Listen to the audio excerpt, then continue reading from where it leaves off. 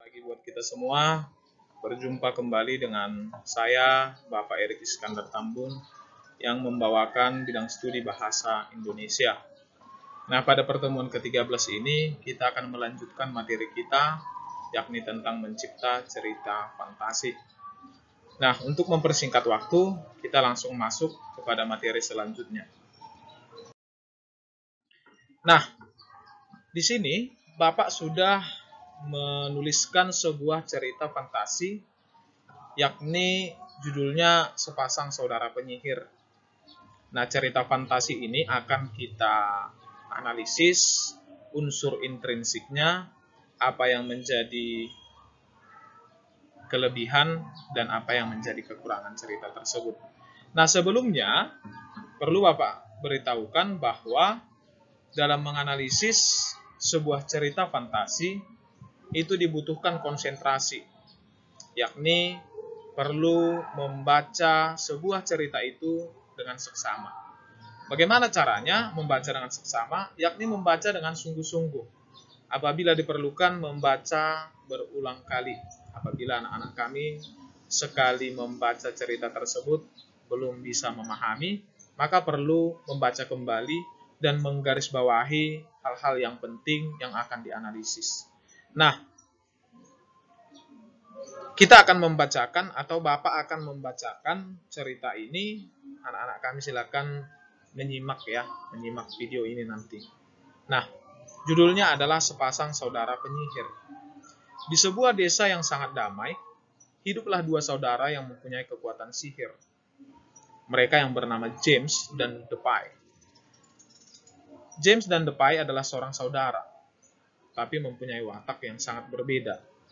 James mempunyai sifat yang sangat sombong dan angkuh, dan Depay yaitu penyihir yang sangat baik hati. James mempunyai kekuatan sihir yang jauh lebih banyak dibandingkan dengan adiknya Depay, dan selalu sombong dan memamerkannya.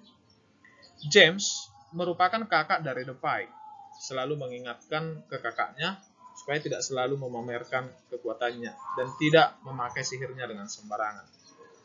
Tapi James selalu mengelak dan mengatakan pada Depay iri dengan kekuatannya. Sikap dari James semakin menjadi-jadi. Semua barang yang ada dekatnya diubah menjadi batu, termasuk juga binatang ternak yang dimiliki oleh keluarganya. Depay selalu menasihati sang kakak, tapi James tetap keras kepala dan tidak mendengarkannya, serta terus merasa dirinya sangat kuat dan hebat, karena bisa mengubah apa saja yang di dekatnya menjadi batu. Ada salah satu benda yang ada di dekatnya belum diubah, yaitu cermin. Lalu James membaca mantra buat mengubah cermin tersebut menjadi batu. Tetapi mantranya berbalik ke arahnya. Mantra tersebut ternyata langsung memantul ke arahnya sendiri. James akhirnya berubah menjadi batu karena mantranya sendiri. Melihat keadaan dari sang kakak tersebut, Depay langsung memberitahu pada guru sihirnya dan meminta bantuan padanya agar bisa mematahkan mantra sihir dari kakaknya sendiri. Ternyata, sang guru tidak bisa membantu karena mantra tersebut sifatnya tidak bisa diubah oleh orang yang membacakan mantra menjadi batu tersebut. Akhirnya, James menjadi batu selamanya karena tak ada yang mampu menandingi sihirnya sendiri. Nah, ini adalah salah satu contoh cerita fantasi yang sudah Bapak bacakan, termasuk cerita fantasi yang singkat. Nah, kalau kita membaca dengan sungguh-sungguh, mungkin sudah bisa kita tarik kesimpulan bahwa di sini ada dua orang yang memiliki ilmu sihir. Yang satu baik hati, tidak sombong, yang satu lagi sangat angkuh. Angkuh dengan apa yang dia miliki, yakni ilmu sihirnya. Nah, yang bisa kita kutip dari cerita ini, bahwa apa yang kita miliki itu jangan sampai menjadi membuat keangkuhan atau kesombongan pada diri kita. Nah, apa yang akan kita analisis?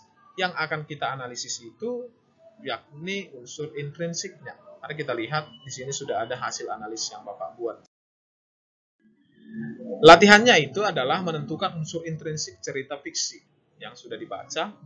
Yang kedua menentukan keunggulan cerita atau kelebihannya. Yang ketiga menentukan kekurangannya. Kita lihat. Unsur intrinsik cerita fantasi yang berjudul Sepasang Saudara Penyihir. Nah, yang pertama yang akan dianalisis itu adalah tema. Temanya itu tentu, tema itu tidak selamanya dituliskan secara jelas. Tema itu ada yang sifatnya implisit. Implisit artinya tersembunyi. Dia bisa kita tentukan temanya ketika kita sudah membacanya dengan seksama. Ya. Nah, beda dengan tema sewaktu mungkin anak-anak kami merayakan hari Natal. Temanya itu sudah ditentukan. Nah, itu namanya tema secara eksplisit, sudah disampaikan secara gamblang, secara langsung. Nah, tetapi cerita yang kita bacakan tadi, temanya tentu tidak disampaikan secara langsung, melainkan kita menarik kesimpulan, kita sendiri yang menentukan temanya.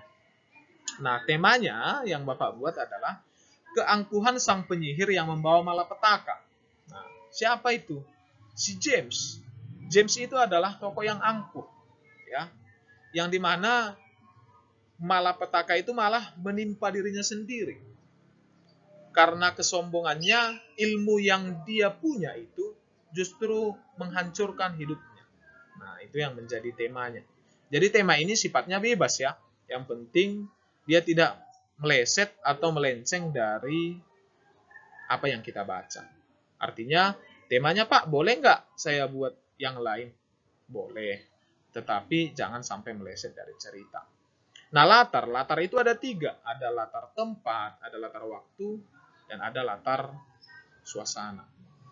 Nah, mungkin latar tempatnya di sana jelas ya. Ada tadi di sana di awal cerita dituliskan di sebuah desa yang damai. Nah, nanti anak-anak kami bisa membaca kembali. Di sebuah desa yang damai itu adalah latar tempat.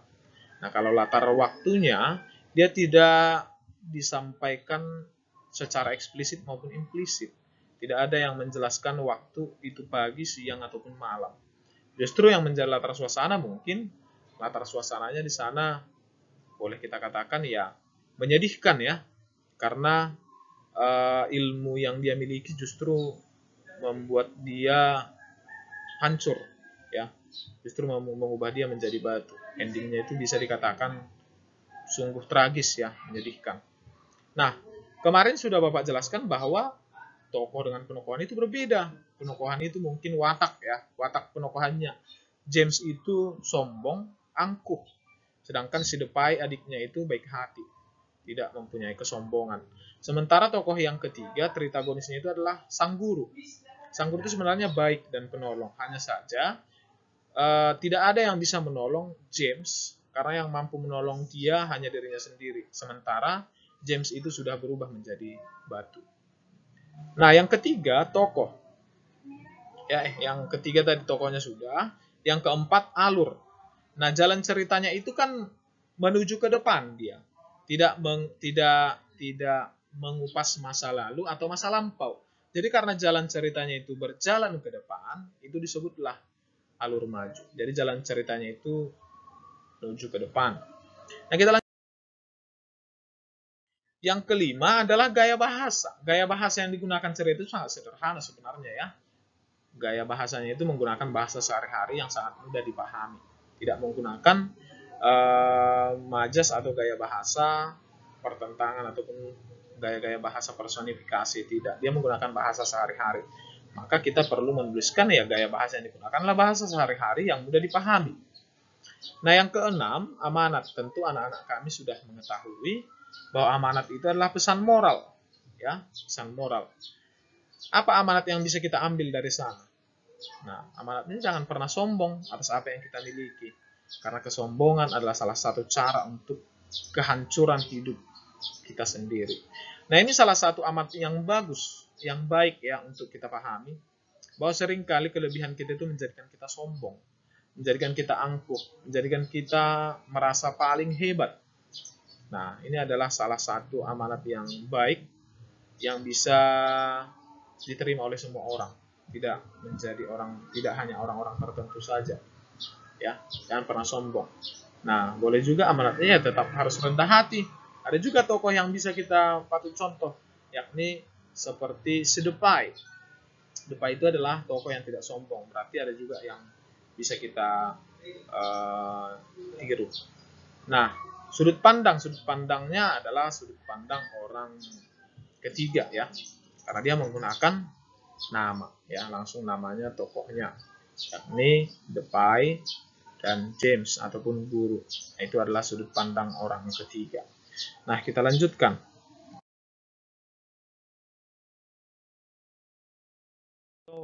Melihat bagaimana tadi ceritanya, tentu kita akan bisa menarik apa yang menjadi keunggulan maupun kekurangannya. Keunggulan ceritanya, ya ceritanya menarik gitu ya. Menurut Bapak itu ceritanya menarik ya. Menarik karena ada tokoh protagonis, antagonis, dan tritagonisnya, yang dimana ending ceritanya itu mengajarkan kita bahwa kesombongan itu akan membuat seseorang itu hancur. Yang kedua, mengandung pesan yang sangat mendidik. Itu sangat jelas terlihat dari amanatnya, pesan moralnya. Yang ketiga, bahasa yang digunakan juga sangat mudah dipahami oleh semua pembaca, semua kalangan ya. Nah, yang menjadi kekurangannya apa? Kekurangan cerita fantasi itu adalah latarnya itu tidak begitu jelas, di mana sebenarnya si James itu menyihir barang yang ada di sekitarnya. Tidak ada disampaikan tempat yang khusus di mana sebenarnya kejadian itu terjadi. Nah, itu yang menjadi kekurangannya. Artinya, kebenaran dari hasil analisis mulai dari unsur intrinsik, keunggulan, kelemahan itu berbeda-beda, tergantung orang yang membaca, tergantung orang yang memahami. Jadi, boleh nggak Pak keunggulan kekurangan itu menurut kami berbeda dari apa yang Bapak tuliskan? Boleh. Tergantung si pembaca bagaimana cara menarik kesimpulannya. Tetapi ingat, walaupun berbeda, jangan pernah keluar dari konteks.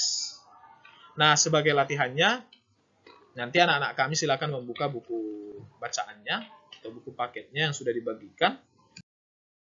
Perintahnya bahwa tugasnya adalah mencari unsur intrinsik cerita fiksi yang judulnya itu adalah Ruang Dimensi Alpha. Itu tepatnya pada buku paket atau buku bacaan halaman 54 sampai 55. Jadi anak-anak kami silakan dibaca dulu, baca secara keseluruhan ceritanya. Setelah dibaca secara seksama, kemudian kamu bisa menarik apa yang menjadi tema, apa yang menjadi latarnya, alurnya, dan sebagainya. Nah, yang kedua, setelah kamu membaca, kamu tentu akan bisa menentukan keunggulan dan kelemahan cerita itu. Nah, itu sifatnya pandangan pribadi. Jadi, bagaimana apa yang menjadi keunggulan cerita itu menurut kamu, itulah yang kamu tulis. Ya, karena ini pandangan pribadi. Sifatnya itu tidak mutlak, ya, tidak harus sama. Pandangan setiap siswa itu tentu berbeda-beda. Ada yang mengatakan ceritanya tidak menarik, ada yang mengatakan ceritanya menarik. Nah, tentu tidak ada yang salah. Karena itu pandangan pribadi masing-masing. Nah, sampai di sini pertemuan kita. Bapak harap anak-anak kami bisa mengerti, dan anak-anak kami silakan mengerjakan tugas yang sudah ditentukan dan mengantarkannya tidak melewati batas waktu, yakni diantarkan pada hari Selasa depan. Sampai di sini pertemuan kita. Salam sehat, selamat pagi.